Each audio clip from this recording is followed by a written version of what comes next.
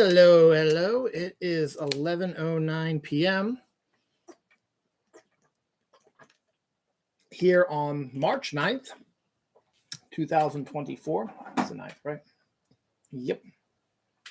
11:09, March 9th. Whoops. 11:09, March 9th.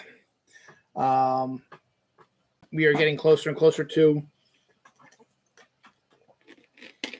the Oscars. It's Oscars Eve. We turn our clocks ahead an hour before you go to bed tonight. So I won't be staying up too late tonight after my show. I had a rainy day here in Reisterstown, Maryland, where I'm headquartered.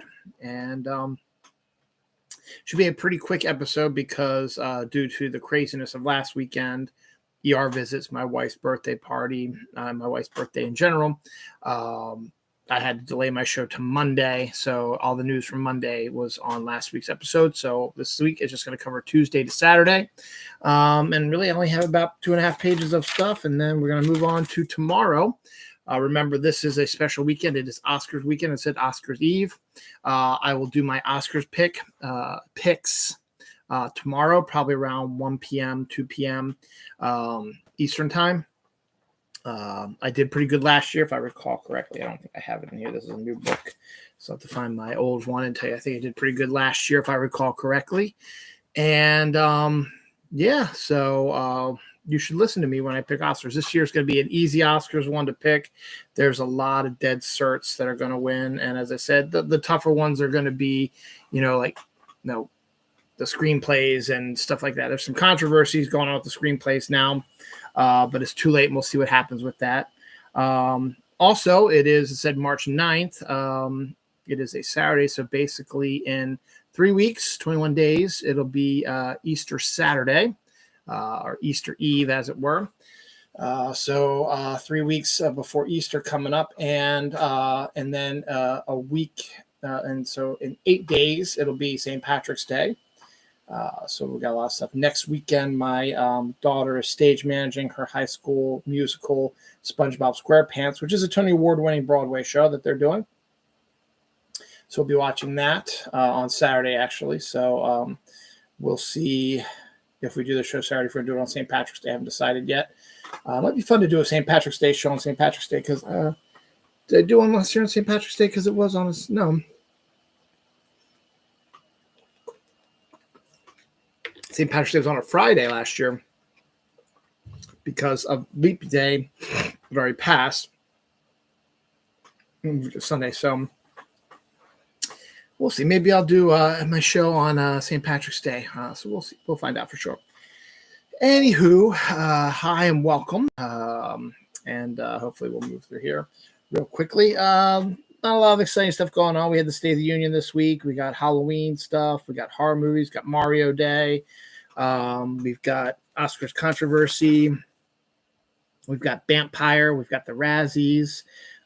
We've got some casting news. We've got some mafias making an appearance here. The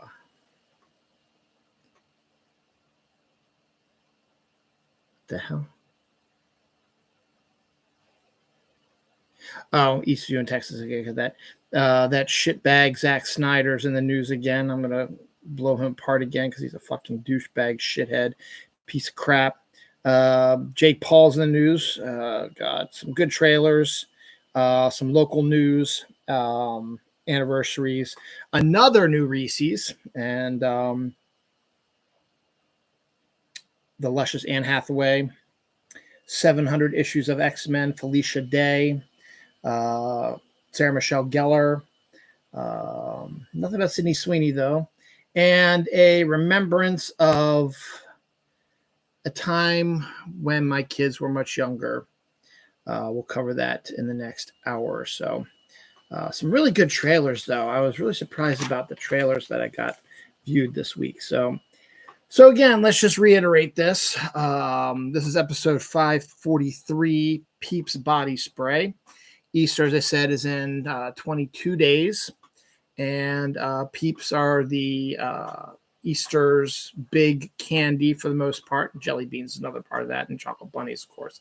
But Peeps are that marshmallow concoction that you either love or you hate, but they become a all year round thing now. But they also know there is a big fan base for it. So, of course, why not create a Peeps body spray that you can spray on yourself to make you smell like Peeps? This is a real thing, and this is why today's episode is called Peeps Body Spray. So, don't know where you can buy it at, but it is an actual thing. So, huzzah for that. Now, the reason I'm not drinking any soda,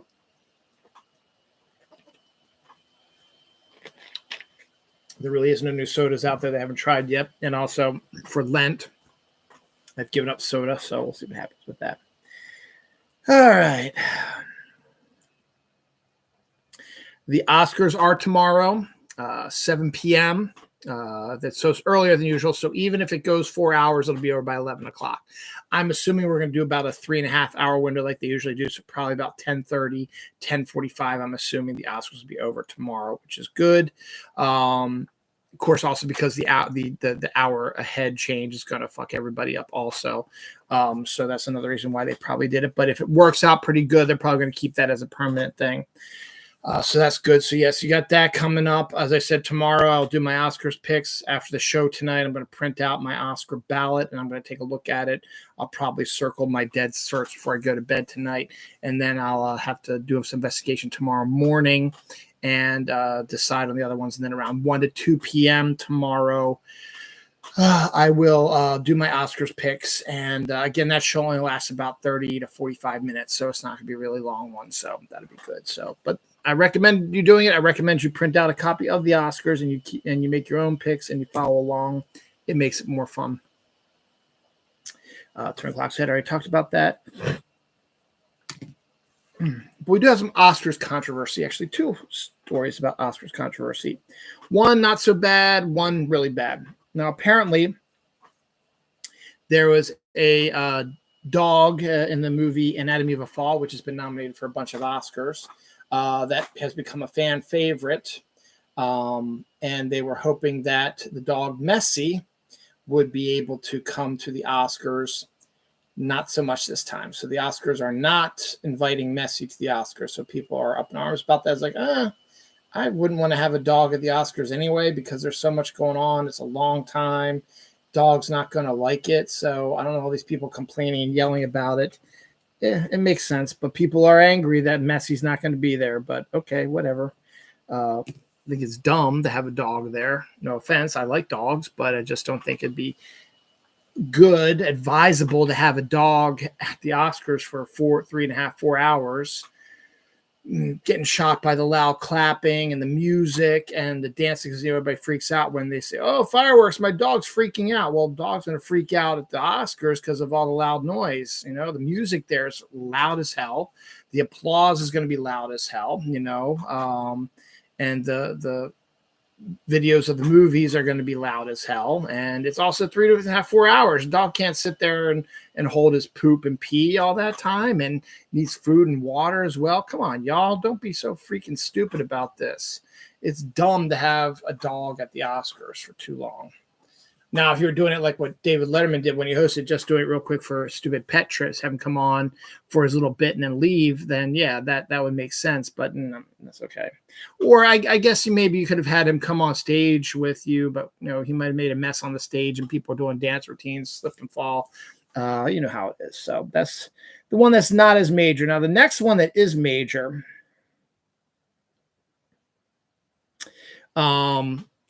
Came down the wire about 5-6 hours ago when I was doing research for the show, writing it all up like that.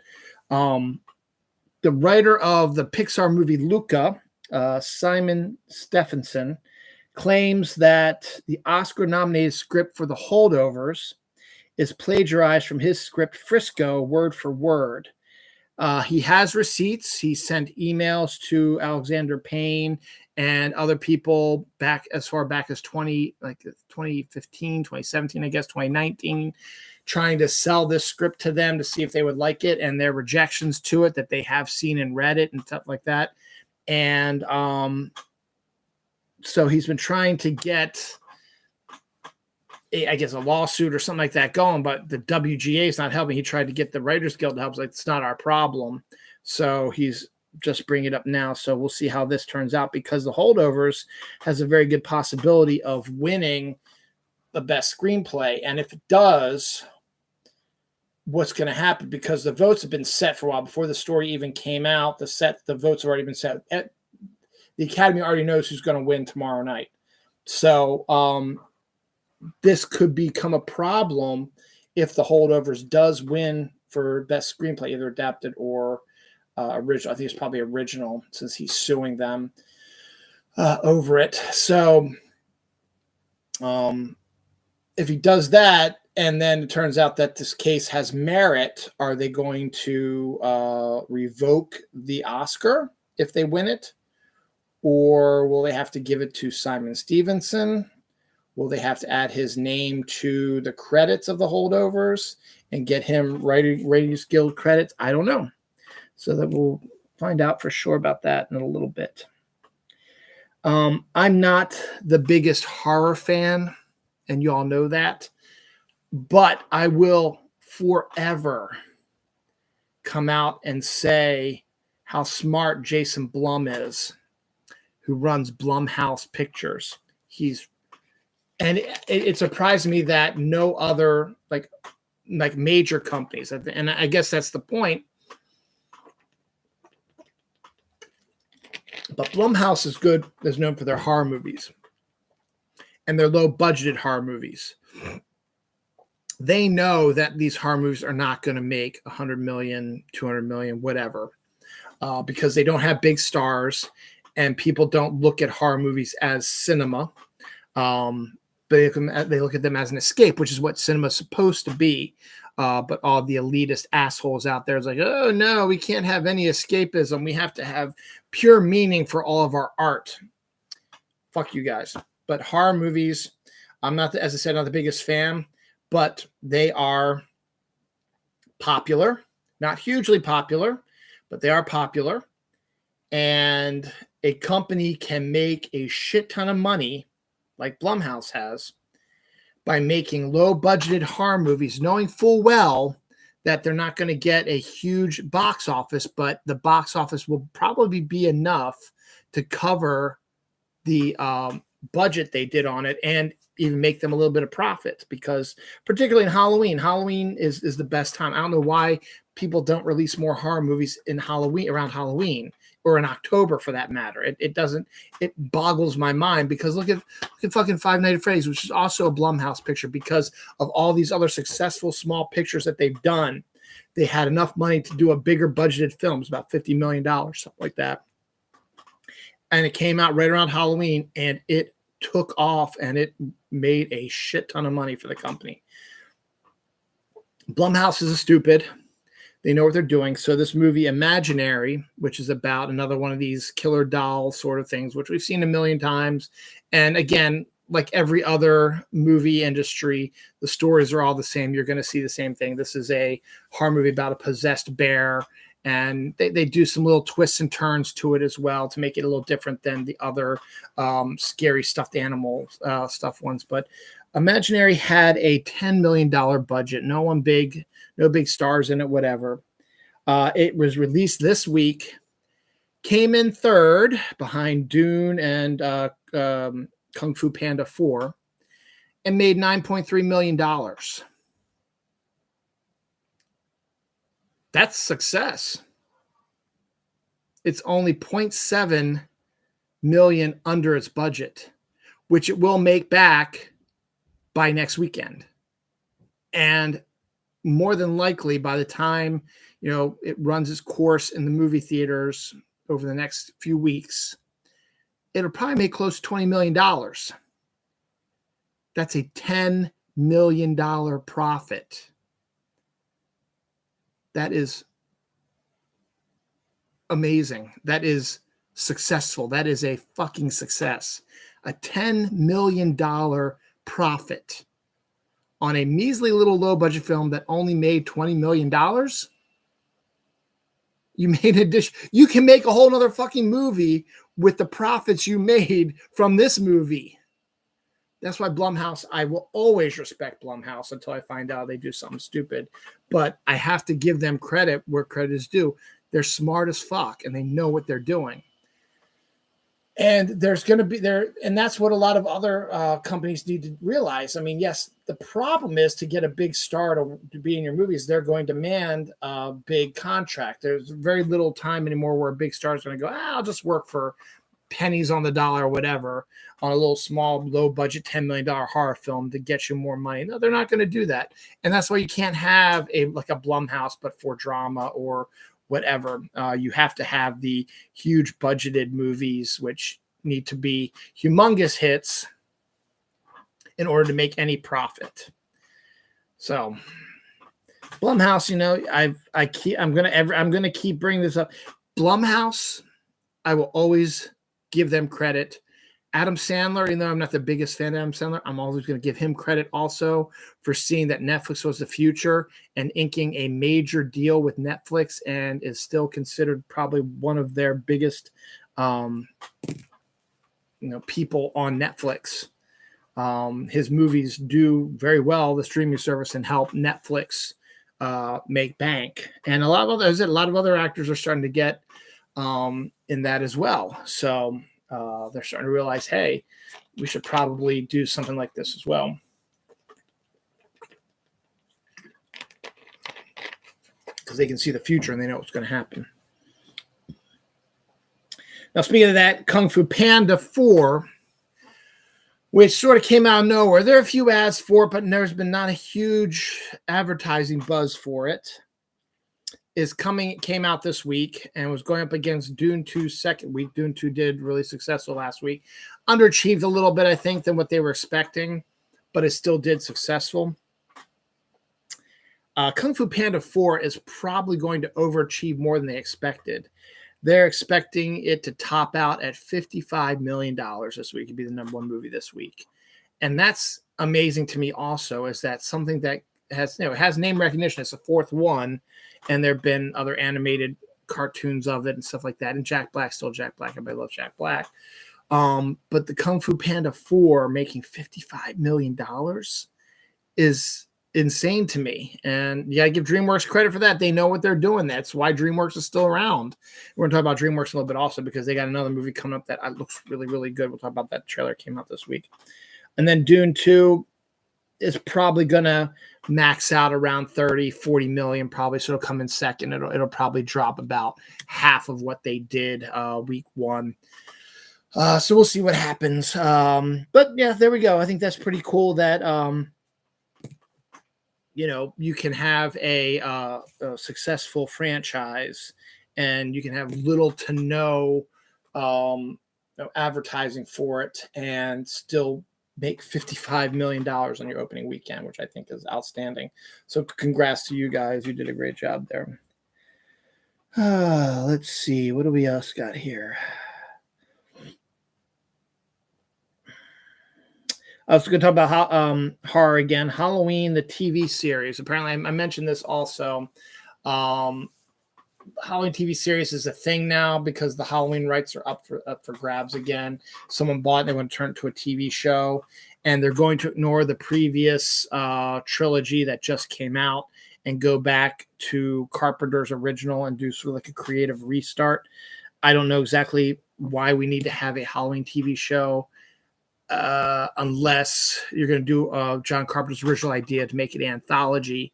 But that doesn't seem to be the case. It seems like they're going to continue with the Mike Myers slasher stuff. And I mean, you've got your Friday 13th Jason Voorhees TV show coming out. So I guess it only makes sense to do a Michael Myers one to compete with it. I don't know. I don't think it's necessary. I don't think it's needed. That's just me. What do I know? I don't know anything. Excuse me. Batman the Animated Series is continually one of the best, if not the best, portrayal of Batman of all time. And Lego is getting in on it now. They are going to have a $300 Lego set of the Batman Animated Series' Gotham City set, which is dropping in April. $300. It's a nice sized Lego set, and it's just a bunch of buildings. Gotham City, you come with a bunch of minifigs and vehicles and stuff like that. So, and it's got sort of the aesthetic of the animated series. I think it's kind of cool. So there you go. Mario Day is tomorrow, March 10th. MARIO. Looks like March. MAR.10. Mario Day is tomorrow, so they're going to have all kinds of sales on the Mario stuff. But they decided to tease something I think they're going to officially announce tomorrow on Mario Day. They officially announced it today, but I think they're going to release a trailer of it tomorrow. But they are going to release, speaking of Lego, they are going to release a Lego Mario Kart game. So, video games. So they will be having, it'll be Mario Kart, but it'll be done entirely in Lego. So, when you get hit with, one of the bombs or whatever, you're going to break up into Legos again. You're going to rebuild your car real quick. So that could be kind of interesting to see how that actually works out. I never played Fallout. Don't know much about Fallout, but video game adaptations are the new big thing now that a lot of the streamers that aren't Disney Plus and Netflix are doing. Prime particularly has got a bunch of them that they're doing, and I think Paramount did Halo. And then there was it Peacock that did the Crazy Clown one with Nev Campbell and Anthony Richardson, the guy who's playing Captain America. I forget anyway, but and then of course you've got the movie coming out for, I forget what it's called, that Eli Roth is directed. Talked about that last week with Jamie Lee Curtis and Cate Blanchett, which is also based on a video game. Well, now we got Fallout. I never played Fallout, so I don't know much about it. I've seen bits and pieces about it. So we got the first trailer for the Prime show for Fallout. It's due out April 11th, and trailer actually looks pretty impressive. It said trailer's pretty good this weekend. This one looks really interesting. It might be interesting to take a look at, and it's on Prime, so I'll be able to see it, unlike some of the other ones. So it might be interesting to check that out as well.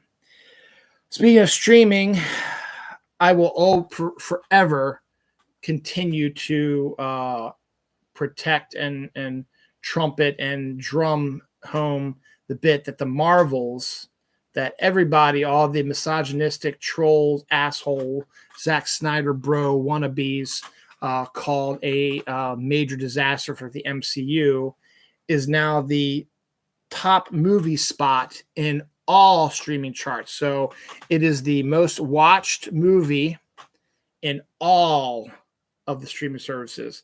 The Max, Paramount, Peacock, AMC, Showtime, whatever all these fucking streamers are. The Marvels is the top movie streaming. And therein lies the issue. It was mostly the misogynistic trolls and the glee that the Joe Blows and the comic book resource writers had in talking about how much of a disaster it was and what an awful person Brie Larson is and all this stuff. There's a bunch of bullshit and how the MCU is dying and blah, blah, blah, blah, blah. It's just all white noise. It's pissing me off more and more, giving me high blood pressure because it pisses me off so much that these assholes can come out and say this bullshit.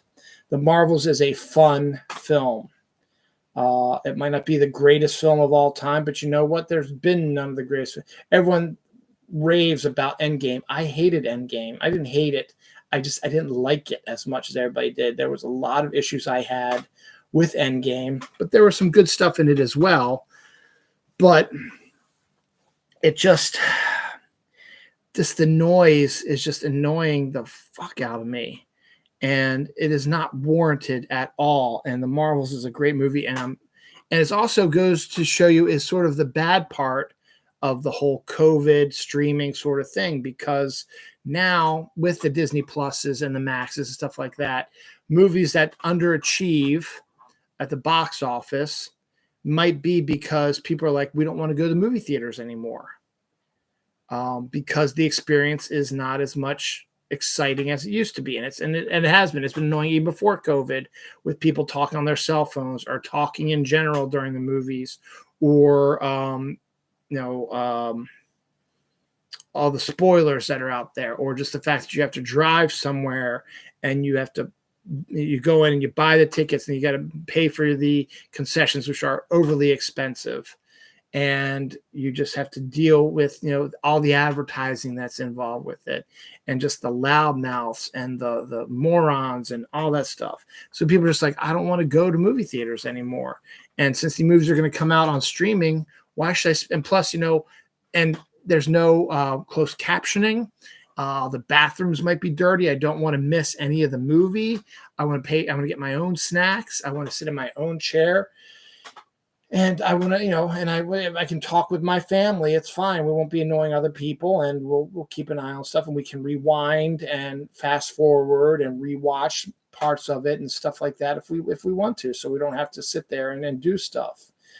And I think that's why you see a lot of the box office numbers are not as big. Now, for event films, people come out for them and stuff like that. We've seen that it can still happen with Avatar 2 and Barbie and Oppenheimer and stuff like that. And they're still making some good money. Guardians of the Galaxy 3 made some good money as well, And then, these, as I said, the misogynists at CBR and Joe Blow are all like, oh, what a pathetic display. The Marvels having to come out on Disney Plus like 4 months after it came out in movie theaters. That's a disaster of biblical proportions. It means it's the worst fucking movie ever.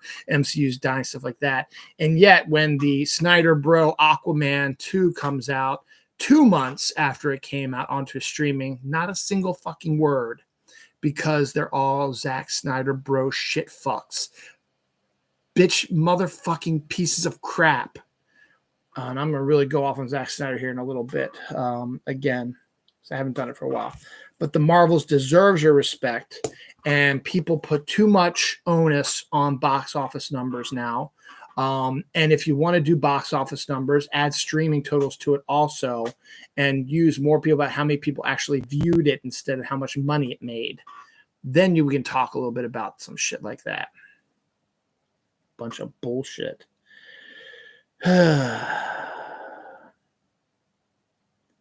Something that made me feel good, though. Joe Biden has his State of the Union this week, and he absolutely killed it.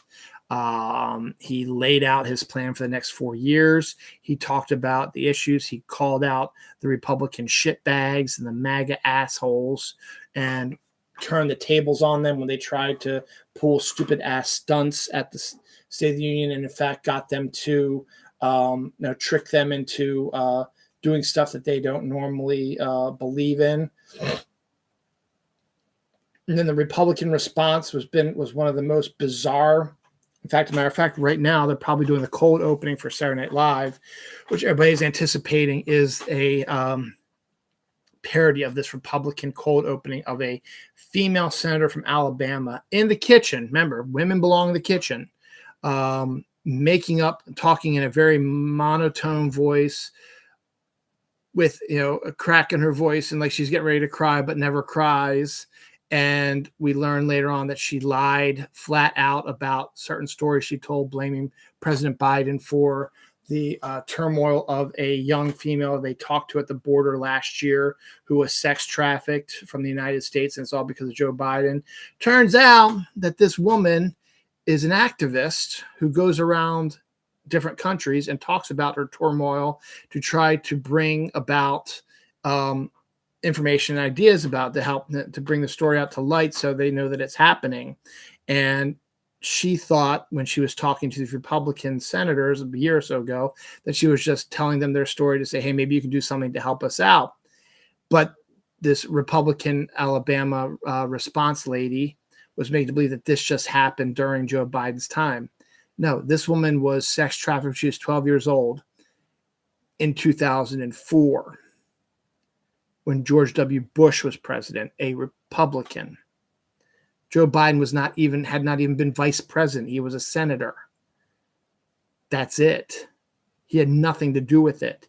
Yet this woman blatantly lied, saying this all Joe Biden's fault with his open borders caused a sex trafficking thing to happen, which is not true at all. And on top of that, also talk about how the border is, a big issue, stuff like that. You had a deal, a bipartisan deal. Democrats and Republicans came together to sign a deal that was not really good for the Democrats, was good for the Republicans. The Union of Border Patrol people thought it was one of the best pieces of legislation they ever had. And Donald Trump said, don't vote for it because I need an issue to run on. So Joe Biden was ready to sign a border security bill that you helped create, that you rejected because your God King told you not to, because he cannot win this race without an issue, because the Republicans don't believe in anything. It's fucking an embarrassment. And I'm hoping that Saturday Night Live absolutely skewered this wacko, psycho bitch. Again, my blood pressure's going up, and it's going to go up again when I talk about that fucking shitbag Zack Snyder in a little bit. But Joe Biden absolutely killed it at the State of the Union, so suck it, Republican shitbags.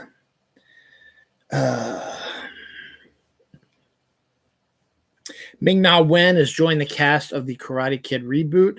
It's getting some good actors involved with that, and I think there's another one in here. Let's see if I can find that real quick. Sadie Stoney is joining the Karate Kid reboot as the love interest. So we've got a couple more casting information about the Karate Kid reboot. So good on that. Last week, Jason Kelce, center for the Philadelphia Eagles, announced his retirement after 10, 11, 12 years, whatever it was. And Campbell's Chunky Soup, which he did commercials for them, is releasing the first ever Legend edition of their soups that celebrates Jason Kelce. So that's kind of interesting to see that. Speaking of local news, this week was franchise tag week. So football teams who could not come to terms with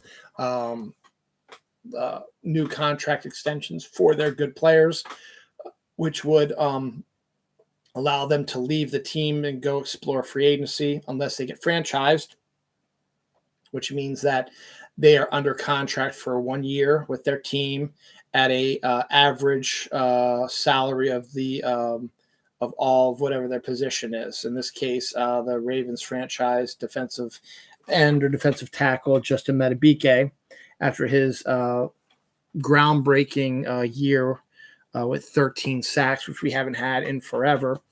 They franchised him, so I think it was going to be like $23.2 million how much he was going to get paid, because that's the average of all the defensive ends, defensive tackles, salaries in the NFL. However, good news, they signed an extension for him a couple days later. He'll be under contract with the Ravens for 4 more years. His cap hit will no longer be as big as it would be if they franchised him. And everyone's happy, because when you get franchised, you're basically being forced to play for a team for 1 more year and not getting a chance to cash in and make big money elsewhere. So people get franchise tagged are kind of pissed off usually. In this case, though, it doesn't matter, because they got the deal done, and congratulations, Justin Madubuike. You deserve it. Star Wars special editions aired on Chilean TV, but they didn't want to show commercials during it because they wanted to keep people watching the movie. They didn't want to disrupt the movie. So what did they do? They did something brilliant. They edited the commercials into the movie. So they showed on the video that I saw, they showed one idea from at least 2 of the movie from Star Wars. The first one has Obi-Wan's talking to Luke Skywalker about his father, and he's getting ready to get up and pull the lightsaber out of his chest to give it to Luke. But instead it cuts to a shot of him pulling out a beer, for Chilean beer, and having somebody talking about, hey, I'm going to drink this beer, blah, blah, blah. It's perfect. It was a commercial. And then it cut to him grabbing the lightsaber and giving it to, then it went back to the movie. And there was another sequence where Obi-Wan's involved again, where he's in the Death Star and he's turning off the shielding around it so they can fly the Millennium Falcon out there. And it shows him reaching up, and usually you have a close up of the hand as he's getting ready to pull the shield thing down. But instead, they have him reaching for a beer, because the beer apparently was the commercial for it, and show it off and talk about it a little bit, and then put it back, and then shows him pulling the thing down.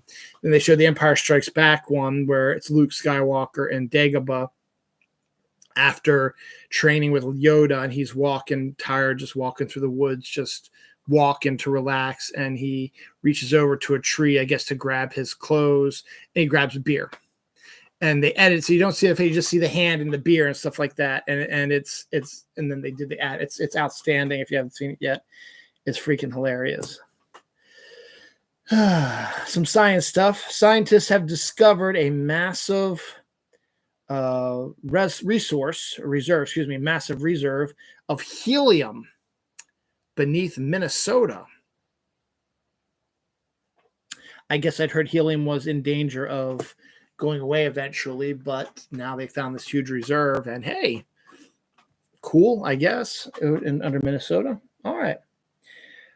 Jupiter's Europa, the moon Europa, which is said to have a icy ocean on the surface, produces 1,000 tons of oxygen per day, enough for 1 million humans. So we couldn't live there because the temperature is too bad. I think they might have I guess they have an atmosphere if it's producing the oxygen, but it's too cold there. But the fact that it's doing that is kind of interesting. And Mars's Roxy, which is a device that was put there by one of the rovers, created oxygen on the surface of Mars. It's basically the size of a small tree, and it's doing what a small tree does. It's taking the carbon dioxide out of the air and turning it into oxygen. So it created some oxygen using that. So if you increase the size of the Roxy, you might be able to get more oxygen on the surface of the planet.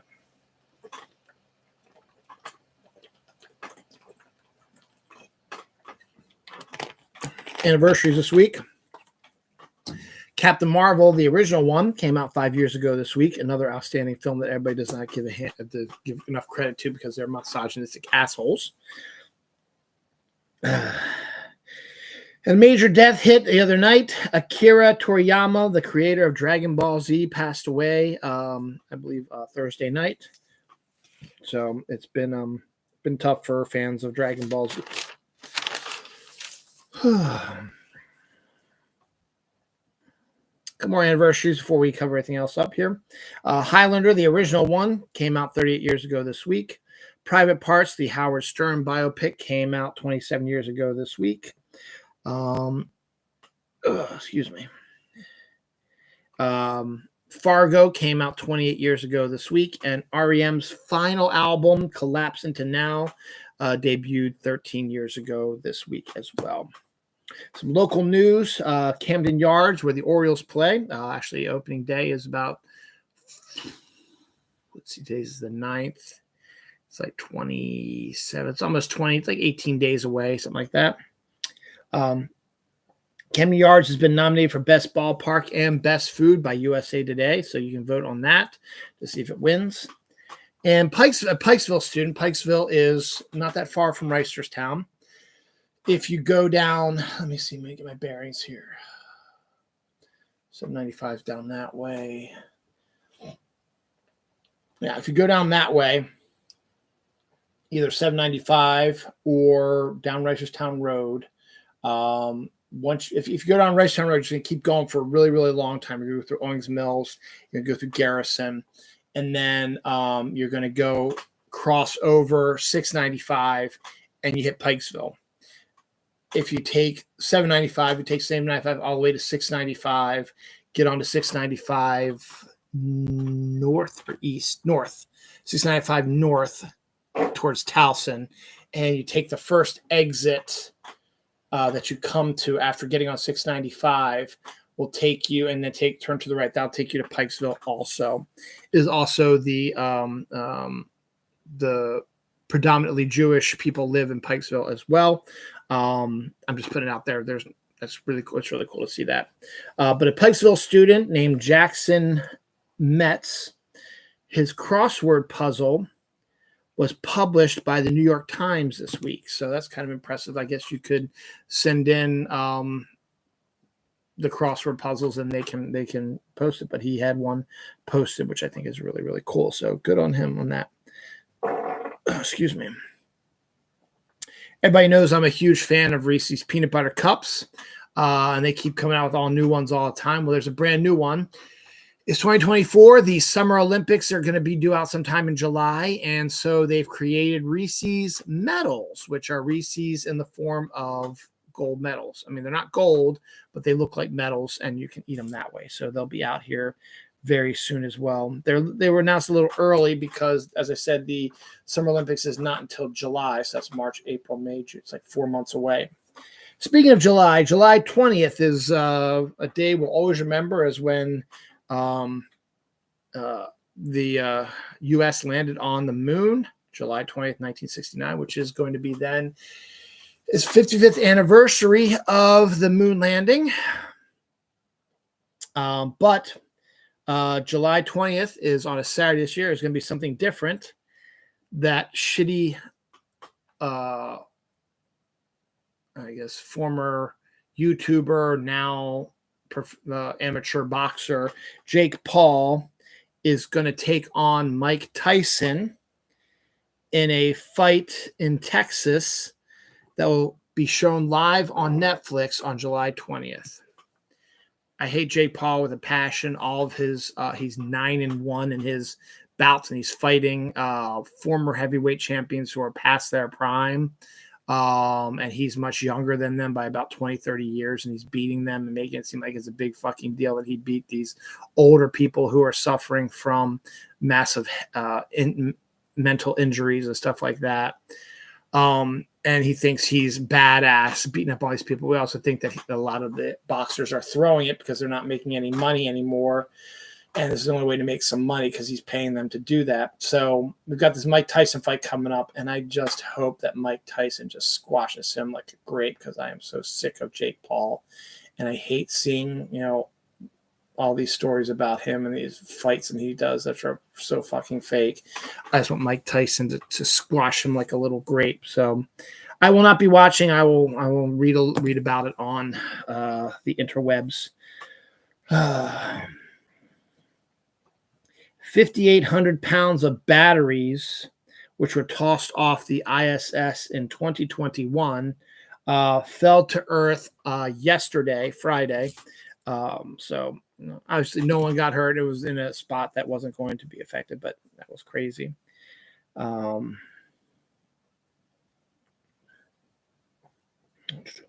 People I don't know or whatever. Sophie Wilde is set to star in a live action version of Watch Dogs. I guess that's a computer game thing.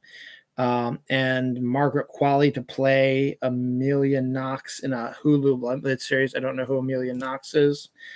Okay, but those are stories that I thought might be interesting to people. Hugh Grant, who played an Oompa Loompa in the new Wonka movie, will now be taking on the role of Tony the Tiger in the Jerry Seinfeld Pop-Tarts movie Unfrosted.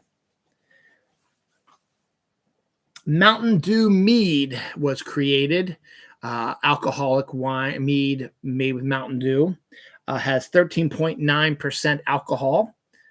So that's strong for a wine, but okay. Mead, rather. It's pretty good. I talked about last week or 2 weeks ago how York Technical College, I think, is going to be the first college or school in Pennsylvania to do the school version of Harry Potter and the Cursed Child. Well, East of You in Texas is going to be the first to perform it in Texas. So we're going to be getting these stories, I guess, coming up really soon. Zatanna is a DC character who's one of my wife's favorite ones. And I actually like Zatanna a lot also. She will be getting her own mature readers Black Label DC miniseries later this year called Bringing Down the House. Looks pretty good, and it's got a good creative team on it, so that should be good to check out. The Accountant 2 with Ben Affleck shifts to Amazon MGM Studios, so they are making a sequel to it. Timothy Chalamet's next film is he's doing a Bob Dylan biopic, and he announced this week that he would love to have Austin Butler reprise his role as Elvis and make a cameo appearance in the Bob Dylan biopic, since the two of them just worked together on Dune 2. So it'd be kind of interesting to see if they end up doing that. I don't think they will, but they will. This fall marks 700 issues of the X-Men, and they're going full on anniversary comics, stuff like that. So this fall, you'll see a lot more of the X-Men and the mutants, and 700 issues celebration.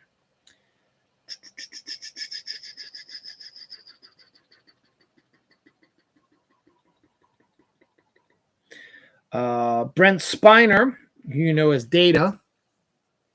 Before he became Data, he actually had a not recurring, but a semi-recurring role on the original Night Court, where he played a homeless Southern sort of bubbly, blah, blah, blah, weird talking sort of character, which is absolutely very funny, where just bad luck seems to happen to him all the time. And he comes before Judge Stone number of times, 3, 4, 5, 6 times he's shown up on the show. Over that's 9 or so, 10 seasons that they did, he would pop up periodically, maybe once a season, showing up, and it was kind of funny. Of course, it got when it overlapped with Star Trek Next Generation, he never really did that, but I think he did it again the final season of Night Court, just to say, hey, remember me? I was from the original, the older episodes from long ago, and I haven't been on for a while, but now I'm a huge star due to being on Star Trek, so it's kind of you see that. Well, apparently he has signed on to reprise the same role in the new updated version of Night Court. It's on season 2 presently right now. I don't know if it's going to be in this season or if it's going to be an episode next season. They did have pictures of him as he looks now with the woman who played his wife. Looks like his grandmother now. It's really weird. But it's the same actress, and he's the same actor. But he will be reprising that role in the new series. I think it'll probably be in this season that's presently filming right now, because the pictures they showed of it showed it like as if he just did it. So probably they would not wait probably for the 3rd season. So good on that. The luscious, amazing temptress and my new big crush, Anne Hathaway, has a new film coming out on Amazon on May 2nd.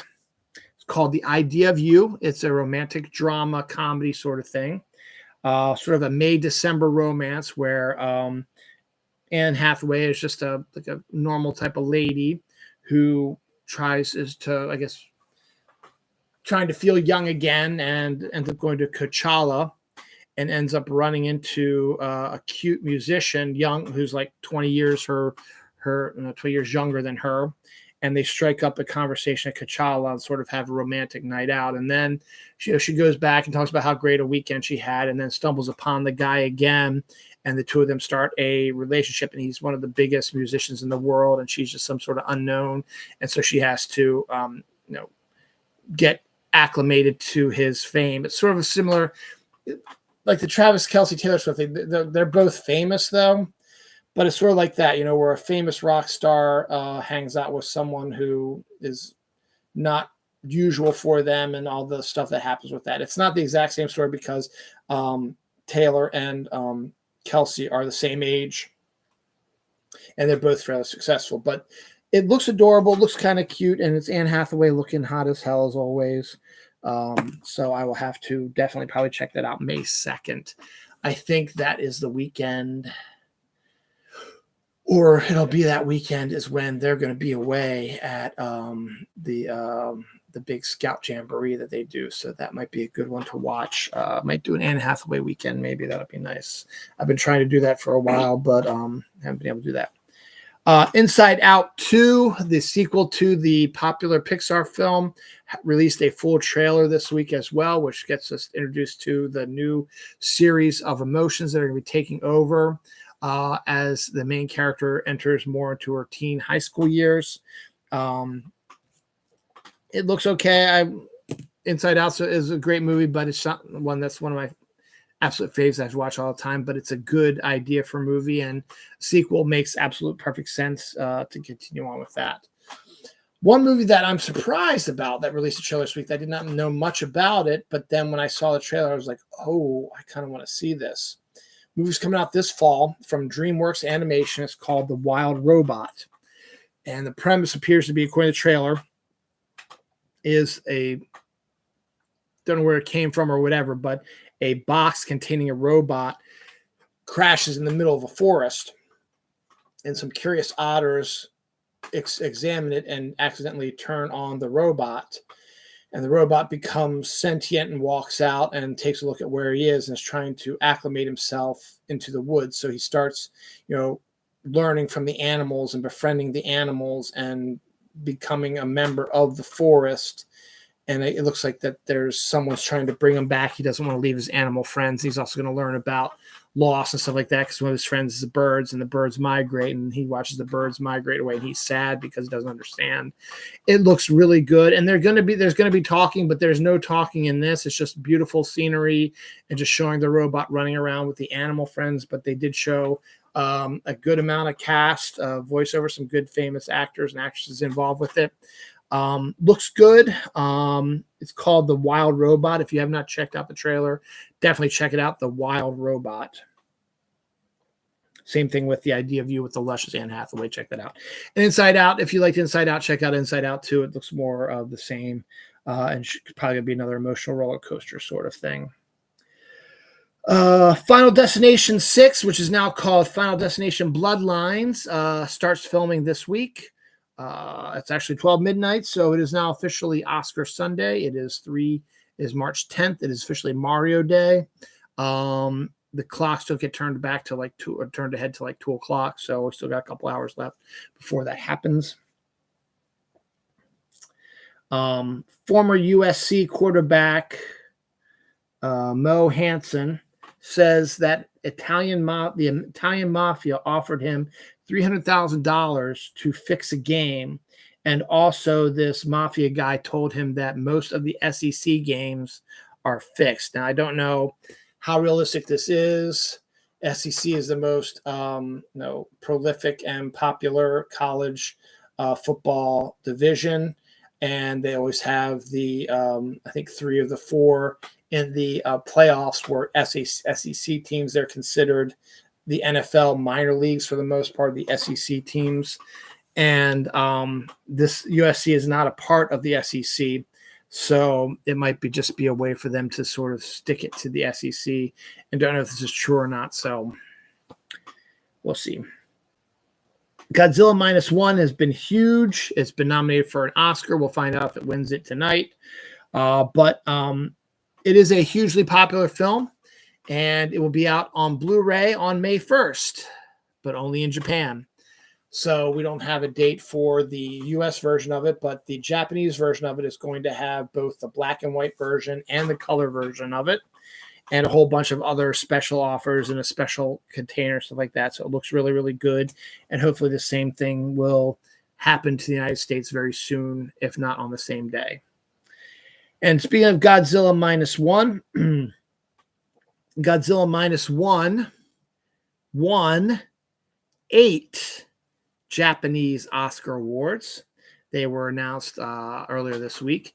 It won 8 of the 12 awards that they were nominated for.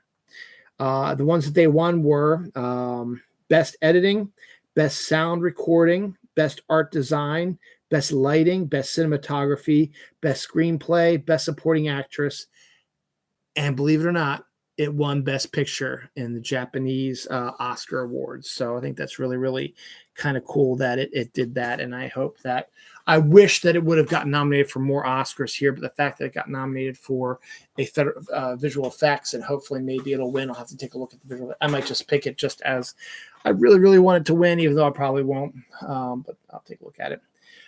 So going from the Oscars to the Razzies. The Razzies were announced. The winners of the Razzies were announced Saturday. The Razzies, and here are the winners of the Razzies.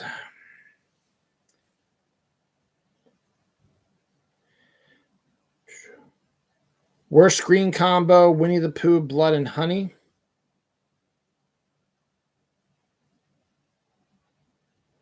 Worst supporting actor winner, Sylvester Stallone, Expendables. Worst actress, Megan Fox, Johnny and Clyde. Worst supporting actress, Megan Fox, Expendables. Man, they hate Megan Fox. Worst actor, John Voight from Mercy. Worst screenplay, Winnie the Pooh, Blood and Honey. Worst prequel, remake, ripoff, or sequel, Winnie the Pooh, Blood and Honey. Worst picture, Winnie the Pooh, Blood and Honey. Worst director, Rise Frake Waterfield for Winnie the Pooh, Blood and Honey. And Redeemer Award, Fran Drescher, winner. And that's it. Those are your Razzie Awards. So, okay. So, yeah, they really didn't like the Winnie the Pooh movie, which is good because they don't. All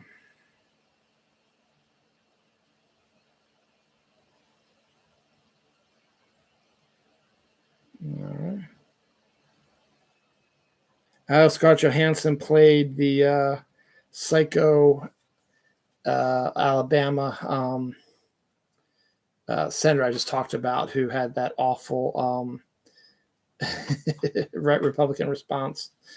Oh, that's great.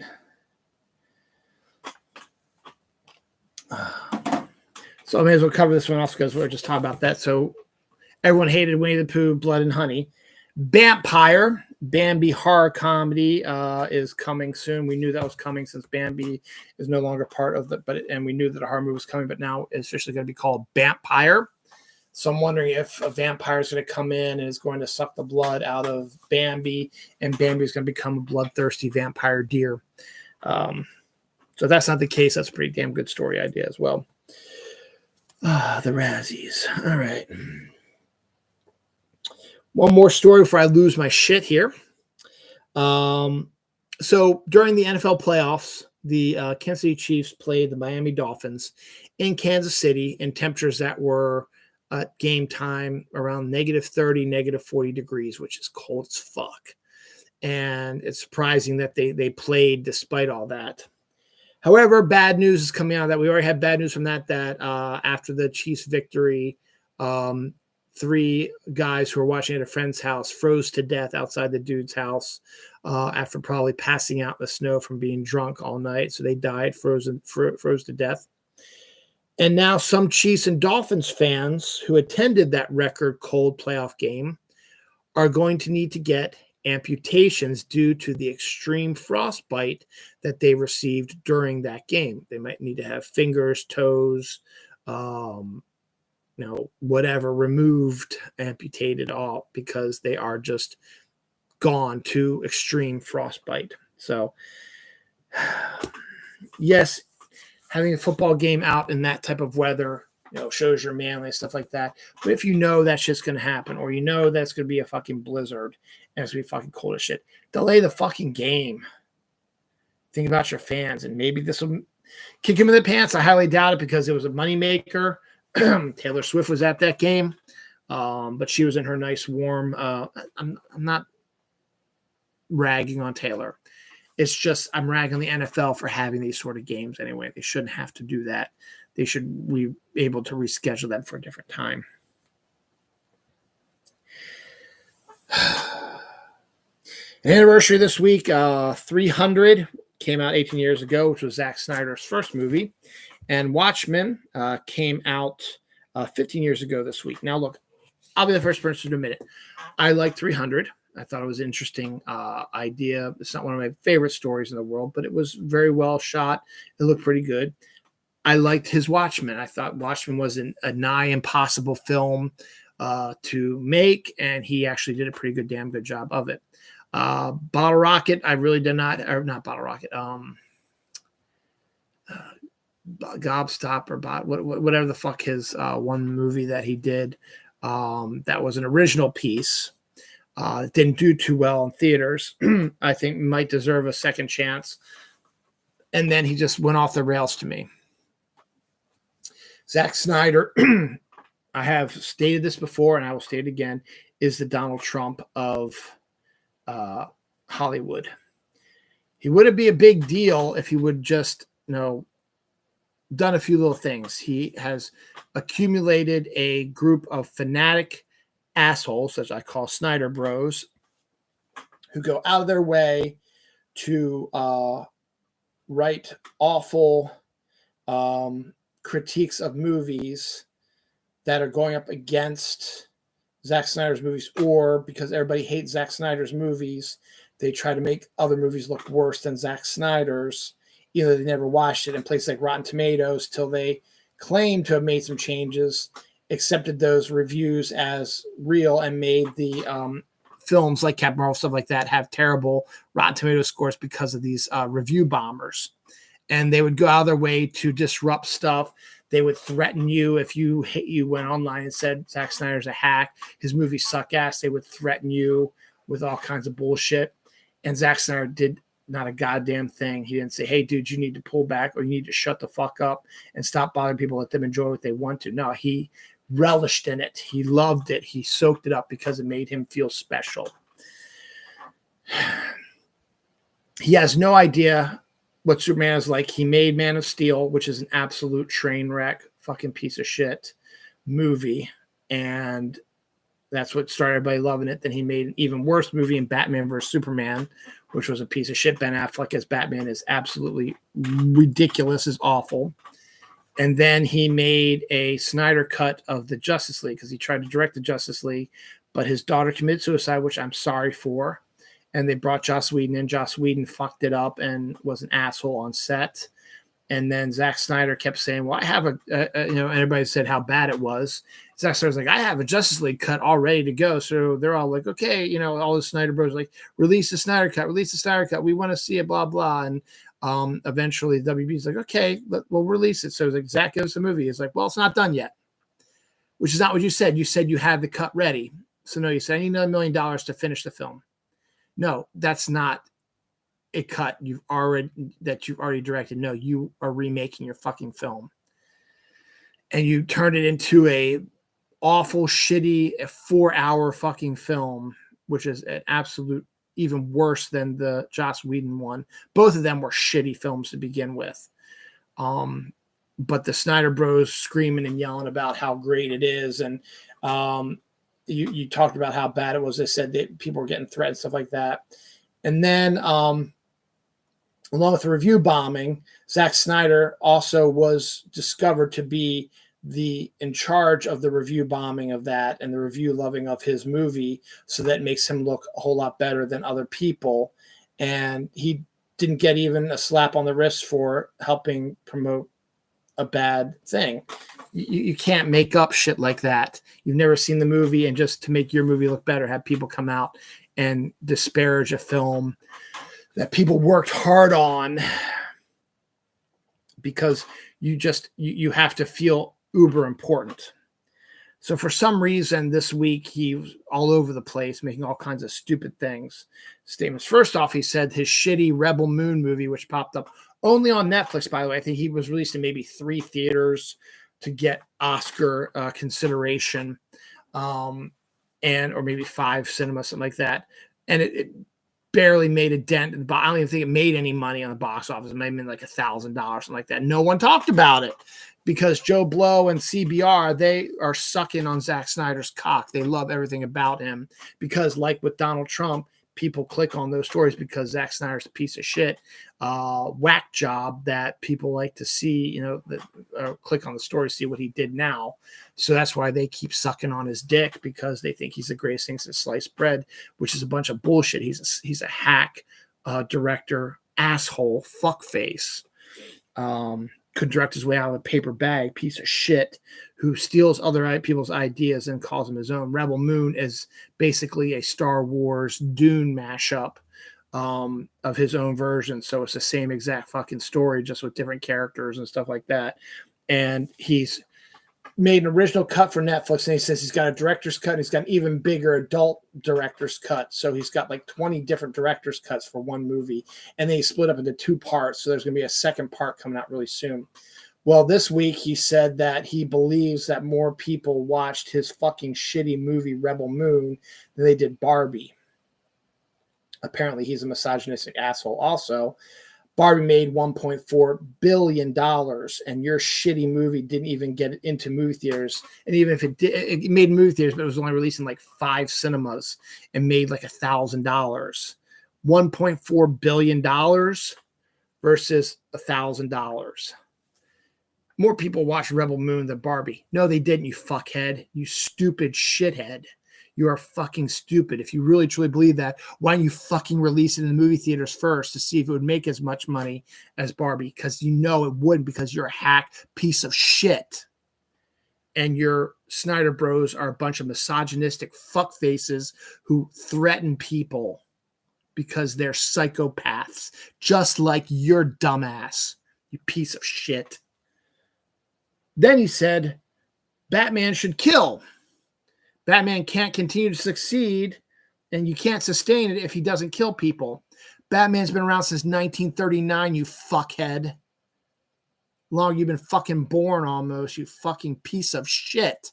You have no concept of what Batman is. You have no concept of what Superman is. You think all DC movies should be dark and dirty. Superman should be bright and reds and blues and cheerful and forceful and futuristic and hopeful. You made it to a depressing piece of shit and made the character Jonathan Kent be a weak-ass piece of shit as well. You have no concept of who Superman is. And you have no concept of who fucking Batman is. Batman should kill. Fuck you. He also said Ben Affleck was a better Batman than Bale. Fuck you. Ben Affleck was a piece of shit as Batman. Awful as fucking Batman. But because he's your guy, of course you're going to say that shit. Bale still wasn't my favorite either, but he was okay. But he was better than fucking Affleck. And also he was whining, why do people hate his movies? Because you're a hack piece of shit, asshole fuckface. That's why.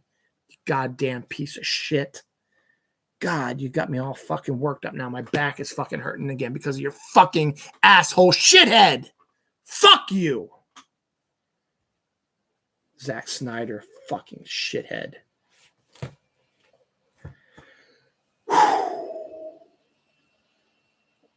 Here's something that's going to piss off you, Zack Snyder, you misogynistic piece of shit, and all your Snyder Bro trolls and your CBR and Joe Blow cocksucking ass fucks. The girls' basketball team was kicked out of the boys' league championship after defeating every boys' team. So they were basically in a basketball league with all boy teams. It was an all-girl team. And the all-girls team beat every single all-boys team to lead themselves to the championship to win that basketball division or the whatever. And the poor sport people saying, oh my God, my boys got beat by girls. How embarrassing, how unmasculine. Forced the girls not to participate in the championship, pulled the second place boys team to take on the third place boys team, take on the second boys team, and just absolutely just eliminated the girls basketball team. I bet you fucking would love that, you piece of shit, Zack Snyder, you asshole. When are people going to realize that women are so much better than men? That they are people. They have they have beliefs. They have the right to vote for who they want, to sleep with who they want to work, to do whatever they want to. And if they're better than the boys, well, the fucking boys are a piece of shit anyway. I am not embarrassed that my wife makes more money than I do. I love it, in fact, because she makes more money than I do. I don't have to worry about trying to outdo that by working harder or whatever. I wish she would work less because I like spending more time with her. Because actually, unlike a lot of other people out there, I actually love my wife and love spending time with her. But I don't feel emasculated because she makes more money than me. I have no problem with it. She's smarter than I am. She's more ambitious than I am. And she's doing what she's meant to do. Bunch of assholes, what you are. Andor, Moon Knight, Kenobi, and Falcon and Winter Soldier are coming out on Blu-ray. They are joining WandaVision. And is there someone else that was released on DVD, Blu-ray? I don't know. But yeah, so you got that. So they'll be out on Blu-ray here soon. Avatar: The Last Airbender, the live action series on Netflix, got picked up for seasons 2 and 3. The anime is also 3 seasons alone, so they're going to be able to do every season. Steve Martin as a documentary in 2 parts that will be debuting on March 29th on Apple Plus TV. X-Men 97 will have 10 episodes, the most episodes of any shows on Disney Plus since Disney Plus has been around. A John Wick TV series is in the works, not the Continental, which we know about. This is a John Wick show, so we don't know how that's going to be. If it's going to be him as an assassin, it probably be Keanu. Will be a very younger version of him. I don't know what's going on. So, but there is a John Wick movie on the way. Monsters at Work Season 2 is set to debut on Disney Plus on May 5th. It will debut about a month earlier on the Disney Channel. It's the spinoff series from Monsters, Inc. Ahsoka Season 2 is set to start filming in the 4th quarter of this year, meaning in the fall, winter, or like in the September, October, November, December window. Actually, quarter 4 would be 3 months. Would be October, November, December. A Twilight remake TV show is going to be animated. So you're going to have animated Twilight instead of another live action version, which is maybe how you need to sometimes do that. Maybe that's what they do with the Harry Potter thing. You need to do an animated series instead of another live action version because they've already done the live action version of it. I don't know what this is, but Rooster Teeth is shutting down. It's something that the shitty CBR people announced, so I don't know what that's all about. Lindsay Lohan says that Freaky Friday, the sequel, is indeed happening at Disney. There was talks about it for the longest time. Jamie Lee Curtis said she'd love to reteam with Lindsay Lohan for a sequel. Lindsay Lohan's like, I would love to do it also, but we haven't heard anything. Well, Lindsay Lohan has just come out and said, yeah, something's happening, so they're going to be doing that. A Gentleman in Moscow full trailer with Ewan McGregor came out this week. Looks all right. Isn't one of the really good ones that I've seen a lot of lately. Colin Farrell to star in a new noir streaming series called Sugar on Apple TV Plus, April 5th. So I'll show for that. That was actually kind of interesting. It was sort of a film noir, a modern day film noir sort of thing with Colin Farrell. It's kind of cool. Sing Sing, this is another really good trailer. The Sing Sing trailer from A24 is Coleman Domingo, who is in the talks to become the new Kang in the MCU, is based on a true story prison pick about a group of prisoners who open up a theater group in their jail. And the movie is called Sing Sing. Trailer looks really, really good. So we might see that at next year's Oscars, along with Dune 2 probably will be in there as well, and anything else that's coming out. Oh, Wicked will probably be involved with that. This all stuff's coming out later this year. We'll find out, though, for sure. The Acolyte Season 2 is reportedly already in the works, even though Season 1 is not due out till June 5th. Maxine, the third film in the Ty West Mia Goth horror franchise, is set to debut July 5th. I haven't seen the first two, so meh. A horror film based on the disastrous Willy Wonka experience I talked about last week is in development. Of course it is. Why not?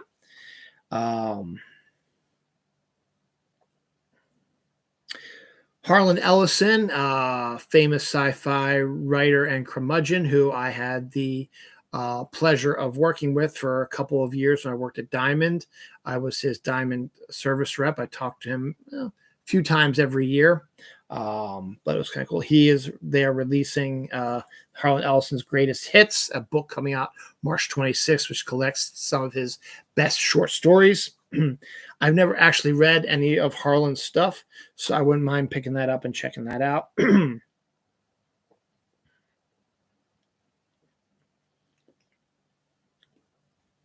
Ooh, I got 3 really good last stories. I won't make this one last story because the other 2 are really stupid. A scorpion stings a man on his testicles while he slept at a Las Vegas hotel. So he's suing the hotel after a scorpion stung him on the balls in his hotel room. Awesome. One of my other favorite people, one of my girls, Felicia Day, won Best Audio Drama for her audio drama Third Eye at the Audies, the awards for audience, radio shows and stuff like that. Ancient humans and dinosaurs may have lived together, according to a strange Incan stone that was discovered. Before I do the last story of the week, anniversaries. Another person I really, really like a lot, Sarah Michelle Gellar. Her movie Cruel Intentions came out 25 years ago this week. I have a lot more respect for Reese Witherspoon now after seeing her in Just Like Heaven. She was really, really good in that, and she's in this as well. Zootopia.